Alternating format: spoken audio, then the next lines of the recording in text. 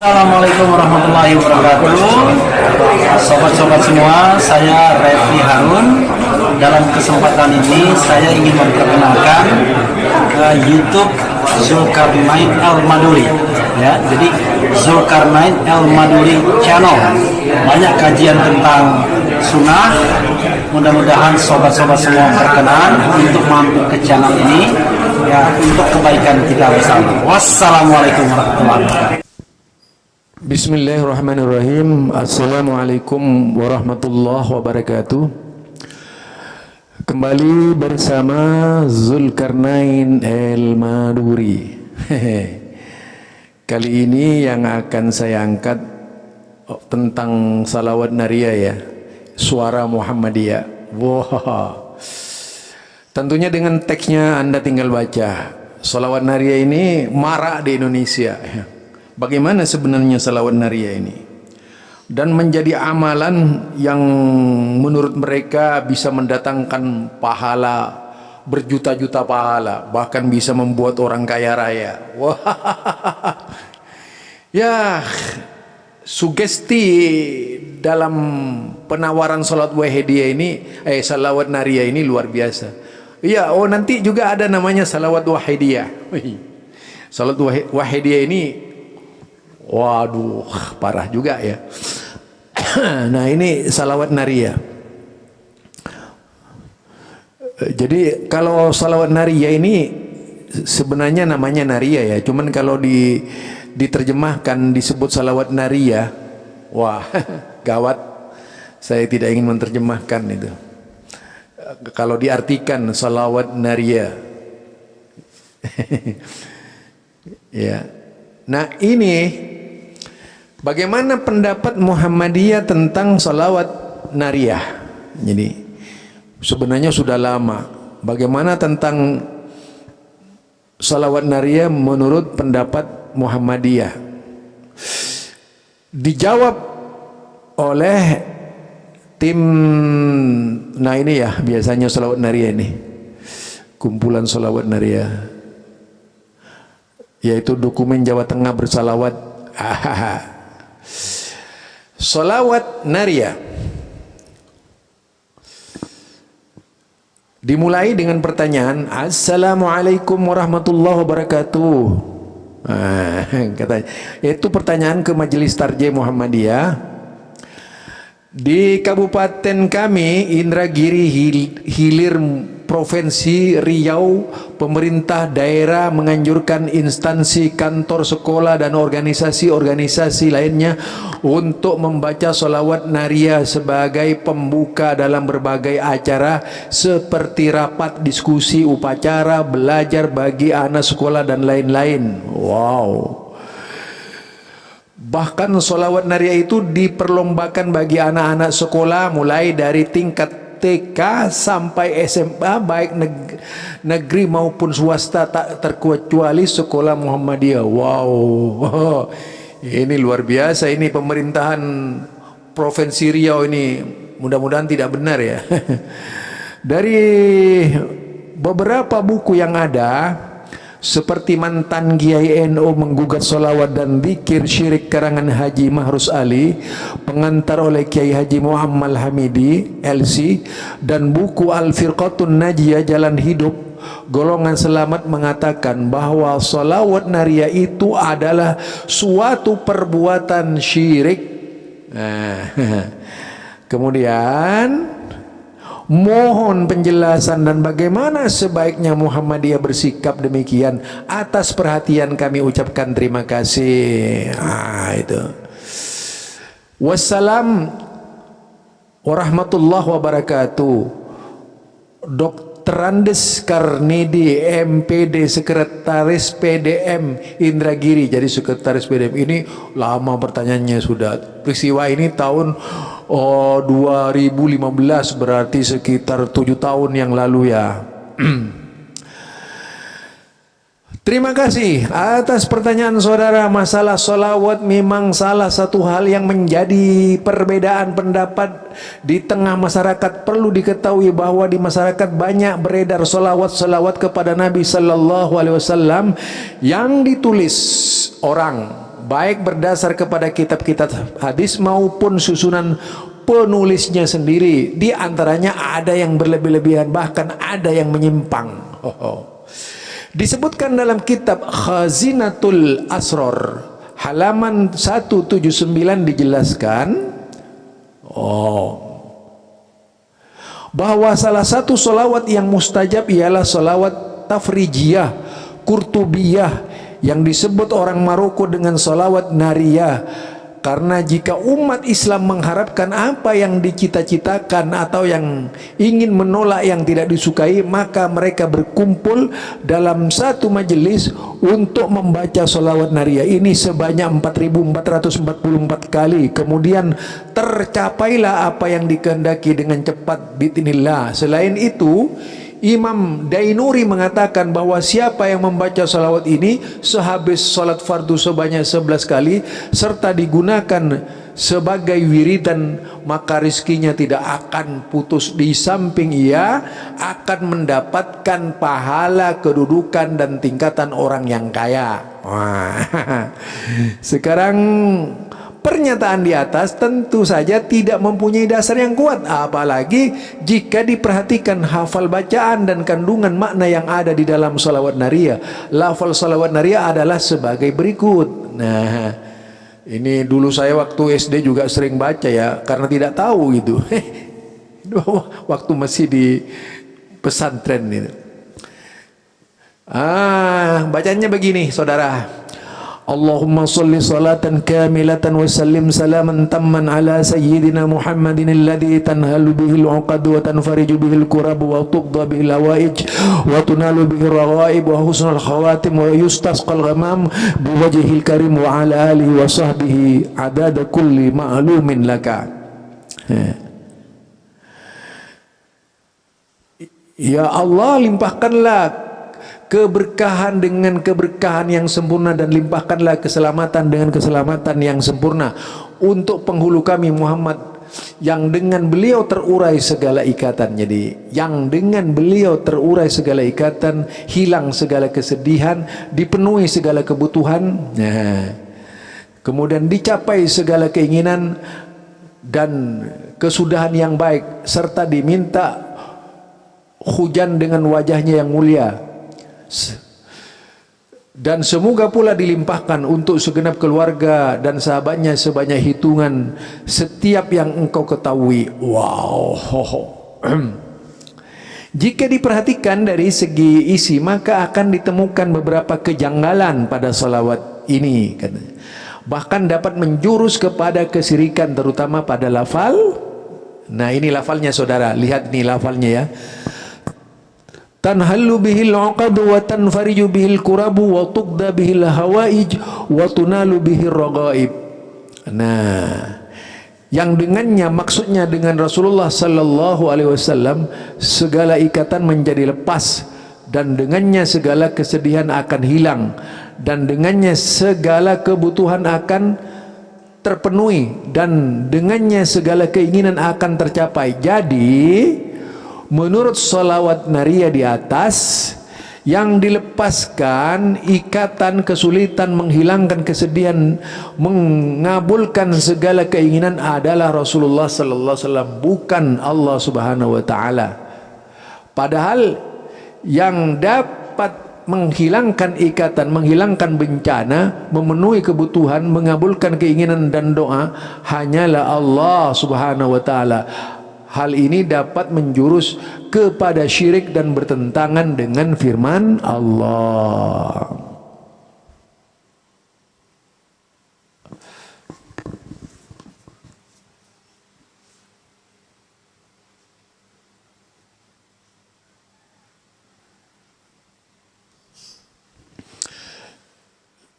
Ayatnya seperti berikut: lahu da'watul haq walladzina yad'una min dunihi la yastajibuna lahum bisyai'in illa kabasiti kaffaihi ilal ma' liyablugha fahu wa ma huwa bibalighihi wa ma du'aul kafirina illa fi dhalal. Itu. Nah, kita baca artinya. Hanya bagi Allah hak mengabulkan doa yang benar, dan berhala-berhala yang mereka sembah selain Allah tidak dapat memperkenankan sesuatu pun bagi mereka, melainkan seperti orang yang membukakan kedua telapak tangannya ke dalam air supaya sampai air ke mulutnya, padahal air itu tidak dapat sampai ke mulutnya, dan doa ibadah orang-orang kafir itu hanyalah sia-sia belaka. Orang kafir itu dalam pengertian kufur terhadap ajaran Rasulullah sallallahu alaihi wasallam itu juga dalam definisi kafir bisa masuk gitu. Amanu bi ba'din wa kafaru bi ba'din. Itu istilahnya.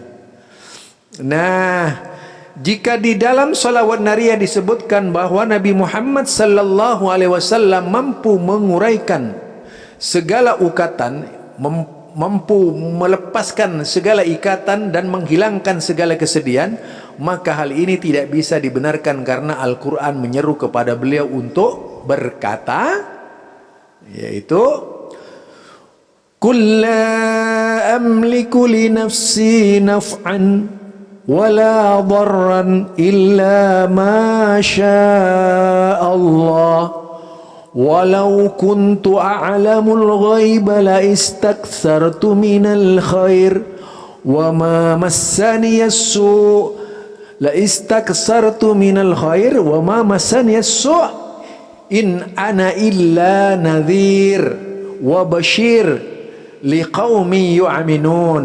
Itu ya. Katakanlah, aku tidak kuasa menarik kemanfaatan bagi diriku dan tidak pula menolak kemudaratan kecuali yang dikehendaki Allah, dan sekiranya aku mengetahui yang gaib, niscaya aku membuat kebajikan sebanyak-banyaknya dan aku tidak akan ditimpa kemudaratan. Iyalah, coba kalau Rasulullah tahu ilmu gaib, wah kan bisa menghindar di perang perang Uhud, bisa meramalkan siapa kalau tahu ilmu gaib bisa mengetahui siapa umatnya yang akan mati di dalam perang itu kan. Wah, ini kebanyakan kalau orang-orang Syiah akan ngakunya tahu ilmu gaib. Dan sekarang banyak orang yang ngaku wali tahu ilmu gaib. Jadi di sini Rasulullah sendiri menegaskan lewat ayat Allah kalau aku Muhammad maksudnya tahu ilmu gaib, yaitu niscaya aku akan memperbanyak kebaikan kata Rasulullah, dan yakin aku tidak akan ditimpa kemudaratan karena tahu ilmu gaib. Ini kan orang banyak sekarang bicara gaib-gaib, waduh parah itu. Aku tidak lain hanyalah memberi peringatan dan membawa berita gembira bagi orang-orang yang basir. Jadi nadhirun wa bashir. Kalau kita lihat liqaumi yu'minun, Al-A'raf ya 188. Nah itu. Ayat-ayat tersebut memberikan keterangan yang jelas bahwa hanya Allah lah yang berhak dan mampu melepaskan berbagai kesulitan, mengabulkan permohonan, bukan Rasulullah sallallahu alaihi wasallam. Dapat dikatakan pula selain mengandung beberapa kejanggalan, salawat nariyah juga mengandung pujian yang berlebihan untuk Nabi Muhammad sallallahu alaihi wasallam, padahal beliau sendiri tidak membutuhkan bahkan melarang hal itu. Nabi Muhammad sallallahu alaihi wasallam bersabda, "La tutruni kama atratin nasara ibna Maryam fa innama ana abduhu faqulu Abdullah wa rasulah." Rawahul Bukhari. Janganlah kalian puji aku berlebih-lebihan sebagaimana kaum Nasrani memuji berlebih-lebihan terhadap Al-Masih ibnu Maryam. Tetapi katakanlah aku Muhammad adalah hambanya Allah dan pesuruhnya. Hadis riwayat Al-Bukhari. Ini saya cuman mengulas sedikit saja. Itulah beberapa persoalan mengenai salawat nariyah. Meskipun demikian bukan berarti Muhammadiyah anti salawat. Jadi bukan berarti Muhammadiyah anti salawat. Muhammadiyah berpendapat bahwa bersolawat kepada Rasulullah adalah amalan yang dituntunkan, bahkan amalan mulia ya. Karena amalan-amalan di Muhammadiyah ini kalau tidak dari Nabi Muhammad, insya Allah tidak akan diamalkan oleh Muhammadiyah. Sebagaimana pada rubrik tanya jawab agama majalah Suara Muhammadiyah nomor 15 tahun 2003 dijelaskan bahwa solawat itu berarti doa, memberi berkah dan ibadah. Solawat Allah kepada hambanya dibagi dua, khusus dan umum. Selawat khusus ialah solawat Allah kepada para rasul atau nabinya. Teristimewa solawat Allah kepada junjungan kita Nabi Muhammad sallallahu alaihi wasallam. Solawat secara umum ialah solawat Allah kepada hambanya yang mukmin. Allah subhanahu wa ta'ala menyuruh kaum muslimin agar selalu membaca salawat untuk Nabi Muhammad sallallahu alaihi wasallam berdasarkan firman-Nya, Inna Allah wa malaikatahu yusalluna 'alan nabi Ya ayyuhalladzina amanu sallu alaihi wa sallimu taslima. Itu. Ya, sesungguhnya Allah dan malaikat-malaikatnya bersolawat untuk Nabi. Hai orang-orang yang beriman, bersolawatlah kamu untuk Nabi dan ucapkanlah salam penghormatan kepadanya. Itu. Dalam kitab Tafsir Al-Maraghi yang ditulis oleh Ahmad Mustafa Al-Maraghi juz 12 halaman 33 dijelaskan tentang lafal yusalluna pada ayat 56 surah Al-Ahzab adalah mereka bersolawat. As-salah mempunyai pengertian asal doa, namun apabila ia disandingkan dengan nama Allah maka berarti pemberian rahmatnya. Apabila ia diucapkan oleh malaikat, ia merupakan permohonan ampun kepada Allah.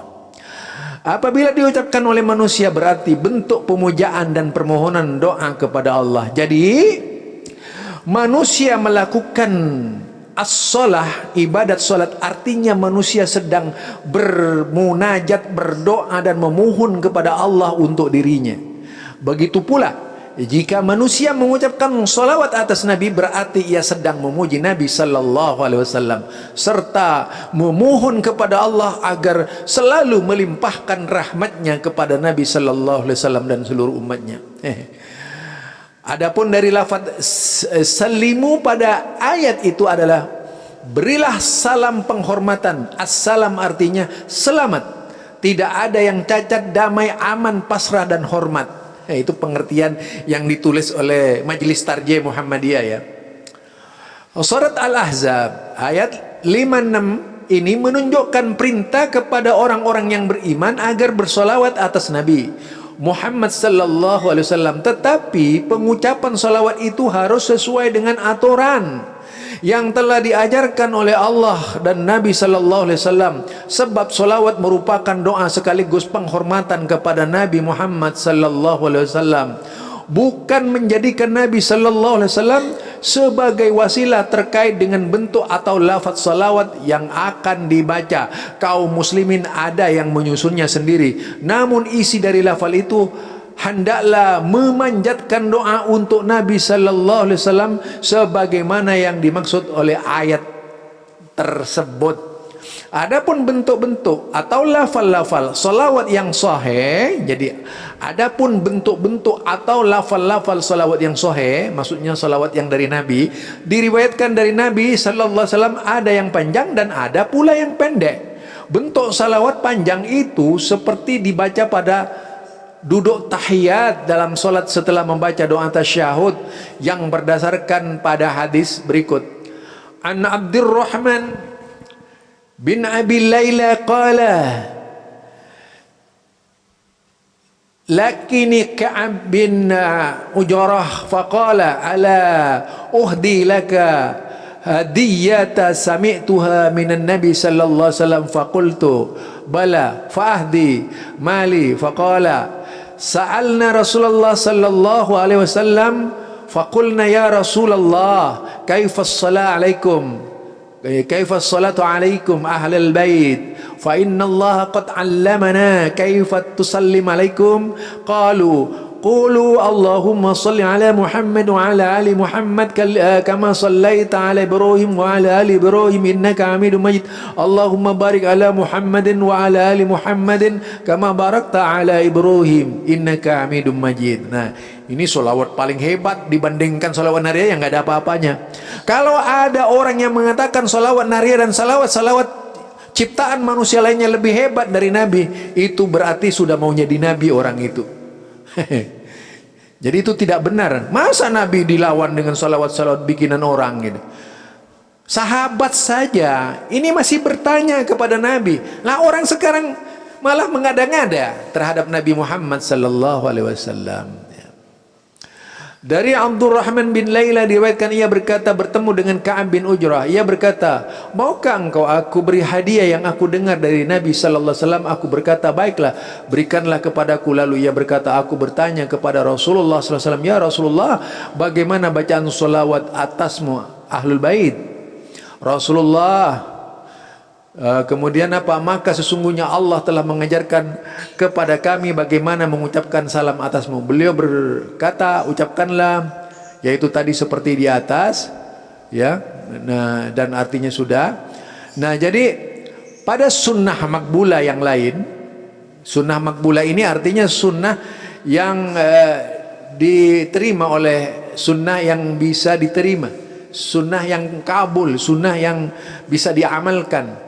Yaitu setelah kalimat wa ala ali Ibrahim tidak terdapat kalimat innaka Hamidum Majid, langsung disebut kalimat Allahumma barik ala Muhammad sampai akhir. Hal ini berarti ada dua lafaz salawat boleh dibaca.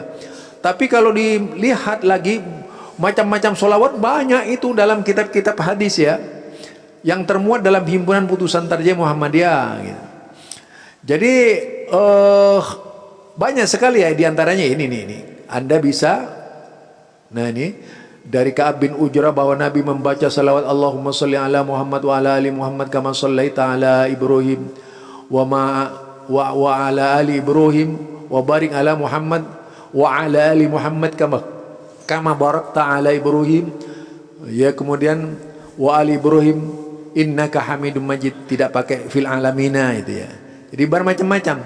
Sedangkan bentuk salawat yang pendek itu sebagaimana yang diajarkan akhbarna Sa'id bin Yahya bin Sa'id al-Amwi fi hadisi an abihi an Utsman ibn Hakim an Khalid Salamah an Musa bin Talha qala sa'altu Zaid bin Kharijat qala ana sa'altu Rasulullah sallallahu alaihi wasallam faqala sallu alayya wajtahidu fid du'a wa qulu Allahumma salli ala Muhammad wa ala ali Muhammad.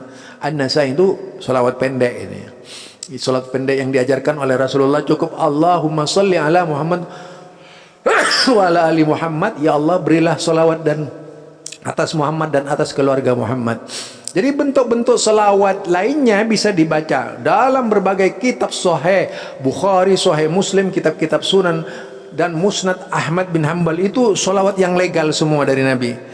Kalau mau baca salawat, jangan baca salawat yang di luar Nabi. Tidak ada salawat yang lebih hebat dari salawatnya Nabi. Kalau ada orang yang mengatakan itu berarti dusta dia. Jadi salawat yang paling utama, salawat yang paling afdal dan salawat yang paling legal itu adalah salawat yang datang dari Nabi Muhammad sallallahu alaihi wasallam. Untuk salawat nariyah menurut kami sebaiknya tidak perlu membaca, mengingat di dalamnya terdapat lafal yang tidak sesuai dengan Al-Quran dan hadis Nabi sallallahu alaihi wasallam, dan Nabi sallallahu alaihi wasallam pun tidak pernah mengajarkan salawat seperti itu. Mengenai kebijakan pemerintah daerah di tempat saudara yang menganjurkan membaca salawat nariyah pada setiap mengawali kegiatan, alangkah baiknya jika pimpinan Muhammadiyah di tempat saudara dapat berkomunikasi dengan pemerintah daerah agar tidak menjadikan salawat nariyah sebagai kewajiban yang mengikat. Bahkan bila perlu ditiadakan, namun jika tetap diadakan dapat diusulkan agar ada pilihan lafal salawat sesuai pemahaman yang berkembang di masyarakat. Tidak harus membaca salawat nariyah. Dengan demikian warga Muhammadiyah dapat memilih lafaz salawat sesuai dengan tuntunan Nabi Muhammad sallallahu alaihi wasallam seperti telah diuraikan. Hal ini bukan berarti orang yang tidak mau mengamalkan atau membaca salawat nariyah adalah orang yang tidak cinta kepada Nabi. Iya, cinta kepada Nabi itu kalau memang benar-benar yaitu membaca yang datang dari Nabi, bukan mengada-ngadakan terhadap Nabi. Ini komentar saya ya. Jadi orang yang cinta kepada Nabi, bagaimana membuktikan kecintanya kepada Nabi? Dengan memperbanyak bacaan-bacaan yang diajarkan Nabi, bukan ngarang-ngarang sendiri gitu. Ini ngarang-ngarang sendiri lalu dikatakan berpahala besar. Na'udzubillah min dzalik. Jadi tetapi ada perbedaan pendapat di sini tentang lafal salawat yang dapat diamalkan dan dibaca. Dengan demikian hendaknya pemerintah daerah dapat memahami adanya ragam pendapat. Iya, kalau pemerintah itu kemudian tidak bisa